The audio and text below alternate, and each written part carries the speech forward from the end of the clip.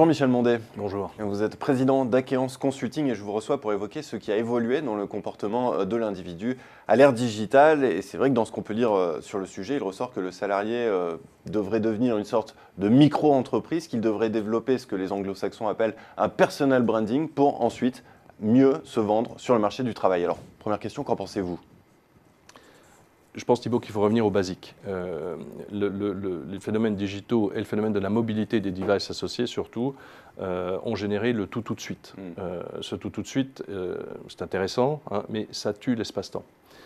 Ça tue l'espace-temps, c'est quelque chose de concret. Vous voyez bien les enfants qui vont se coucher en ayant terminé leurs jeux électroniques. Tous les enfants vont aujourd'hui se coucher en ayant tout terminé. Il n'y a pas le sens du demain, il n'y a pas le sens du hier, avec des jeux qui doivent passer la nuit pour qu'on les retrouve.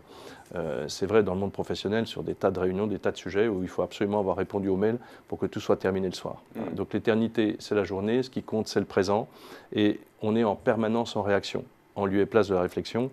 Donc on a transformé l'espace-temps en présent, on a transformé la réflexion en émotion et on passe peu de temps finalement à se poser la bonne question, c'est qui je suis, qui je veux être et qu'est-ce que je veux construire.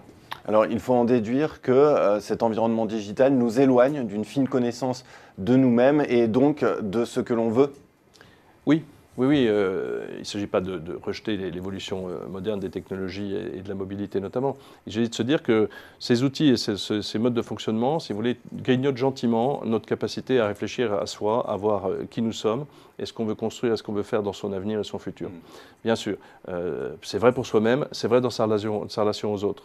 On passe moins de temps à la relation aux autres, on écoute moins, on pardonne moins, on comprend moins, on s'amuse moins des autres. Regardez tous ces dîners en ville où systématiquement chacun a ses textos, ses SMS qui arrivent en plein milieu de repas. On se demande qui écoute qui au milieu du dîner, s'il vous plaît.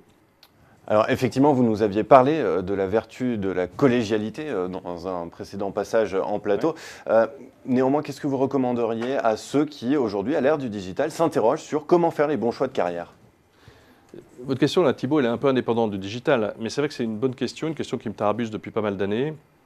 Et j'ai personnellement répondu de la manière suivante. Je pense que dans tout un chacun, il y a quatre moteurs, 4 métamoteurs, qui sont vraiment ceux qui nous motivent profondément d'un point de vue psycho, etc. 4 moteurs, c'est la gloire. Est-ce qu'on a envie de plaire? Est-ce que c'est ça le principal objectif de notre propre vie? Est-ce qu'on a plutôt envie d'avoir? Est-ce qu'on veut gagner sa vie plus que mieux, hein, et on aime l'argent? Est-ce qu'on veut du pouvoir manipuler les gens, diriger des individus, etc. Ou est-ce qu'on préfère le savoir, être reconnu pour une forme d'expertise, une forme de connaissance? Aucun de ces moteurs n'est très noble sur le fond, hein.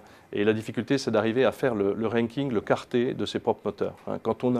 Quand on ose arriver à se dire soi-même, voilà mon ranking de ces 4 moteurs pas très nobles et mon ranking lui-même il n'est pas très noble, je pense qu'on commence à se comprendre soi-même. Mais comment est-ce qu'on prend le temps pour s'interroger sur ce ranking et sur ces moteurs? Parce qu'une déconnexion pure et simple, c'est compliqué aujourd'hui dans la vie professionnelle.